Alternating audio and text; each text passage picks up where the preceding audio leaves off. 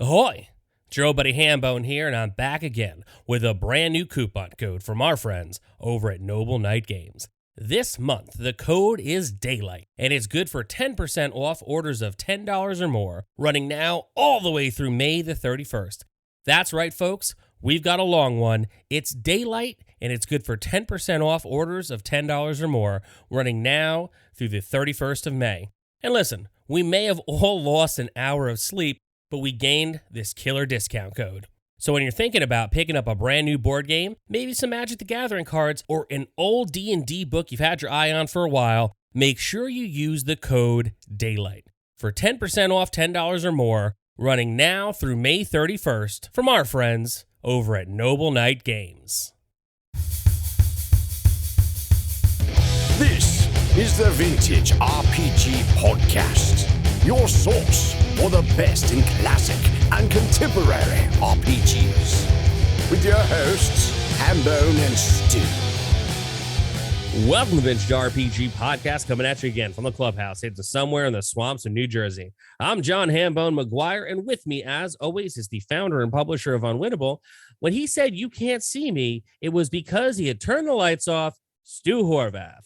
There was one time, I think it was for a board game night or something, but Ed Coleman was coming to my house and he was walking down the street, and like I was literally just standing up like in front of my front porch, and he didn't see me because I was just that stealthy. Amazing. So, dear listener, we're going to talk about invisibility today. And the thing about it is, when I started this episode, before we hit record, I said, "So Stu, we talk about it today." And he's like, "Invisibility." And I'm like, "What's that game about?" And he goes, "No, Hambone, we are going to talk about invisibility." So Stu, illuminate us. So yeah, we were just talking about in the Discord, the Vintage RPG Discord, we were recently had just a discussion about the Invisible Man. And like, I never quite got around to tying it in with role-playing games. So I figured to take the opportunity to do a quick episode on the concept of invisibility and share it in the public record. You know, it's a very controversial part of any kind of role-playing game, right?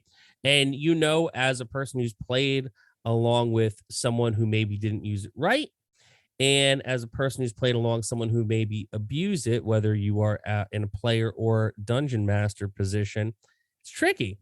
You know, it's just like saying, "Well, you know, you can't see me," and then you gotta get clever. But you know, invisibility, man. Hey man, you gave me that Ring of Invisibility. And you Listen, gave Sean Dillon a Ring of Invisibility. You had a thief and an assassin with a Ring of Invisibility. You got what you had coming to you. mistakes were made mostly by me as a novice dungeon master. Ever since then, though, I don't ever give a Ring of Invisibility to anybody. Well, see, it's interesting that you have such a negative view of the Ring of Invisibility because they're supposed to be not great. Can you take a guess at the earliest instance of a Ring of Invisibility in myth, legend, or literature?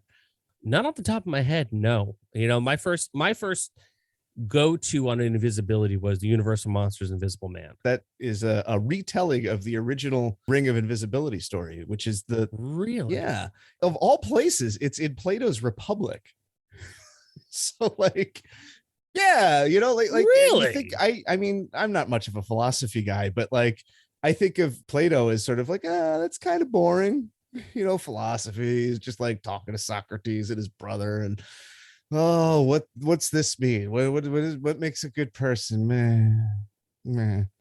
But actually, yeah, the Ring of Invisibility that they mentioned is called the Ring of Geiges, which is sort of surprisingly close to Gygax. Yeah, a little on the nose. So basically, this is a story that the Republic is basically like, there's a lot of dialogue between Plato, his older brother Glaucon, and Socrates, right? And they sort of talk about all these things and thought experiments and try and kind of reach deeper meanings about stuff. Glaucon tells this story about Gyges of Lydia, right? Who is a shepherd, and he goes to this cave, which is like a weird spooky tomb, and there's a bronze horse in it, and inside the bronze horse is a corpse, because of course there is. I don't know. And the corpse is like, it's not a human corpse. It's a bigger kind of person. So it's really strange. And he has a magic ring on. So Gyges takes this ring and he experiments with it. And he discovers that when he adjusts it, it makes him invisible. Ah. So right now, a lot of people are probably thinking, but wait, that sounds like Lord of the Rings. Bilbo finds a ring in the cave, and he discovers that if he puts it on, he becomes invisible. Weirdly, there doesn't seem to be a connection between the Ring of Geiges and Tolkien's ring. There's no mention of Plato or Geiges in any of Tolkien's letters, notes, or anything like that. His concept of invisibility is really tied to the Norse idea of the Ring of the Nibelung and the Tarnhelm and gold fever and all of that stuff, which might somehow through, trade and just the dispersal of storytelling find its way back to the Ring of Geiges, but there is no direct link between Geiges and Tolkien. So I want to just put that out there before we finish our story. It's so on the nose that it's weird to me that there's no connection, but go on. Yeah, it's really strange. Maybe he was just like, maybe if I don't tell anybody, maybe if I just don't mention it, they'll think I came up with it. But it's Plato's Republic. It's not like it's like an obscure book. It's taught everywhere. Right. So I think that the chances are that it never really entered into his realm, which is, understandable. It happens. Yeah. Yeah. I've only read the boring parts of Plato's Republic, not the one that had the ring in it. So who's to say? Yeah, they don't decide the good stuff in school. So Geiges is this shepherd, right? And he gets this ring of invisibility. And what does he do? He goes to the court of Lydia and tries to get a job as chief shepherd. But once he's there, he uses the ring to seduce the king's wife and then eventually murder the king and become the king himself. Well, that took a twist. Yeah. So and Glaucon is sort of arguing that if you remove the social contract from people and any kind of accountability, allow them to do whatever they want without being caught. Yeah. Invisibility allows you to steal, kill, spy on people. It gives you the ability to do a lot of things that society kind of frowns on, right? Glaucon argues that by doing this, no just man can withstand that pressure. He will always succumb and become corrupt. Right. And that's basically the idea behind H.G. Wells' Invisible Man, right? Griffin becomes invisible and goes absolutely insane. He becomes like a spree killer and, he like kills a whole bunch of people on a bus. Like he becomes an absolute monster. Of all the Universal monster movies, he's the one monster and he's human. He's just human who lacks consequence to his actions until the very end. Right. I mean, that's really the commentary on most monster movies, when you think of like Guillermo del Toro and, humanity is the real monster, and it makes real sense to me that what they are saying, what Geiges is saying, like, hey, with this ring, anybody who would be like, no, I would never do that might cut a corner, and that corner might lead to something else. And once you start getting away with it, it's bad news bears, bro. Yeah. And that has loomed very large in civilization since the publication of Plato's Republic. Like that's sort of the takeaway of the Ring of Geiges is that I don't want to say absolute power, but corrupts absolutely. But like it is along those lines. The invisibility removes accountability, and without accountability, that's a trap for people. It's corrupting, right? Right. This is despite the fact that the ultimate lesson of the story, the back and forth, Socrates takes a long time thinking about Glaucon's story. It is just like, oh man, this is a good one. And he eventually decides that no, that's not the case. That I guess Socrates was fundamentally less cynical than me, you, and just about everybody else. He says, no, that isn't the case. The man who's corrupted by invisibility is already enslaved by his appetites, right? That makes sense.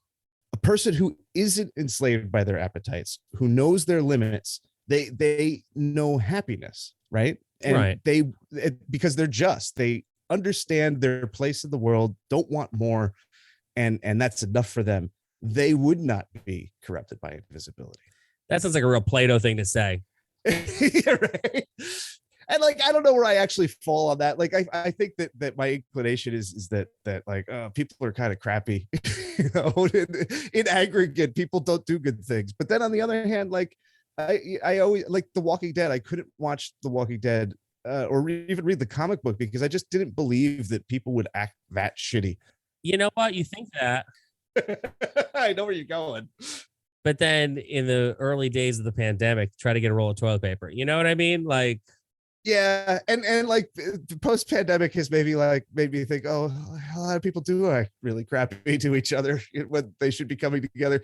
But this is nothing new. This is the age old question. They've been talking about it since Plato wrote the Republic, right? There you go. So yeah, invisibility tied to not just your thief's favorite magic item, has sort of like a weighty philosophical foundation to it, and I thought it would be interesting to throw that on out there for the folks. So, yeah, I love that. And, obviously, there is philosophy behind Dungeons and Dragons, but like, it's kind of hard to be philosophical when you're trying to do some walking and killing in a dungeon. You know what I mean?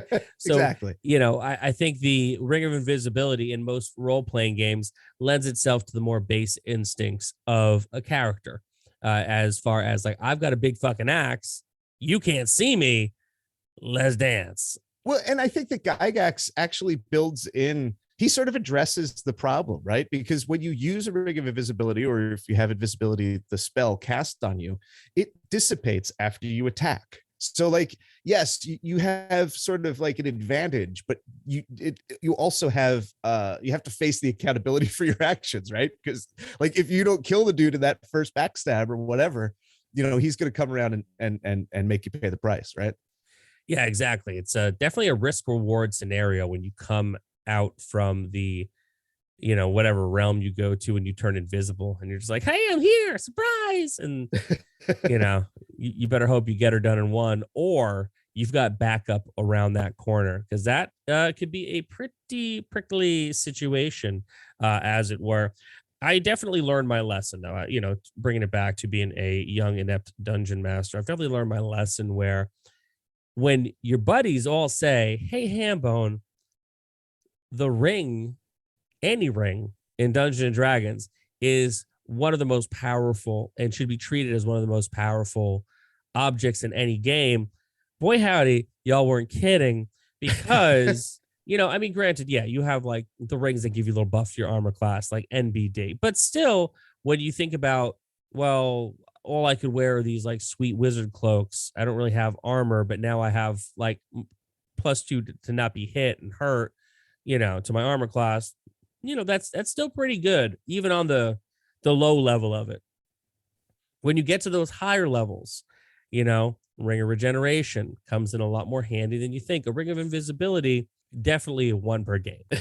only one person gets the ring per game. In fairness, there are 2 rings to be found in those modules that we were playing. So it was a trap that Gygax laid for you, Oh, and I walked right into it. It was like I was a bird and someone had done an expert job of cleaning the sliding door, with the glass. And I was like, oh, I'm going to go fly in this house and go be friends with this cat. Splat. And, that's what you get when you give 2 rings of invisibility to 2 very expert players when you're new at it. Man, yeah. When I stabbed a dragon in the head, that's when I knew, like, something's terribly wrong here. I'm not going to complain about it, but oh man, just let it ride. Enjoy it, man. You ride it like you stole it. It's like, when am I ever going to get up to walk up to something this big and go doink? You didn't see that coming. Those are my glory days. Never to be seen again.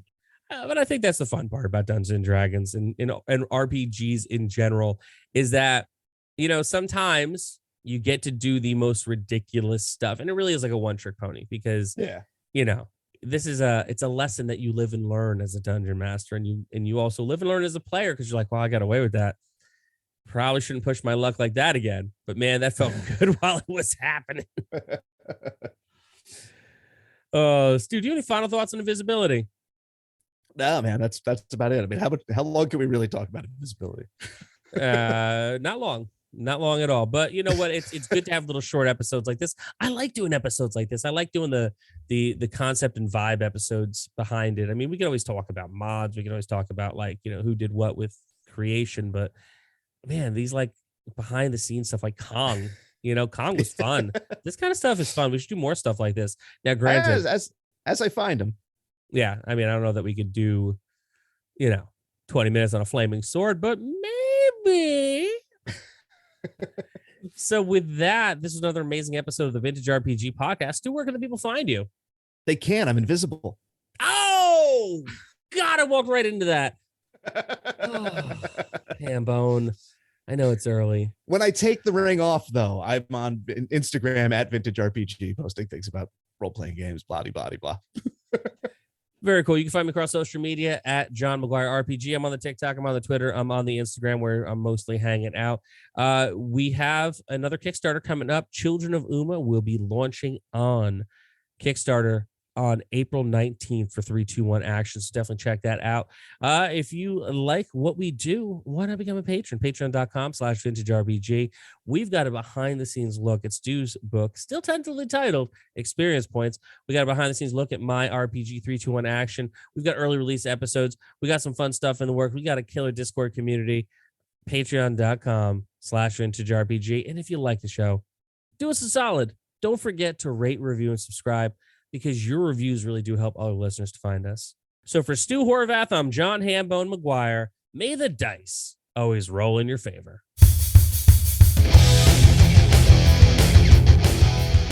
Thanks for listening. Don't forget to like, review, and subscribe to the podcast. Every review helps other listeners to find us.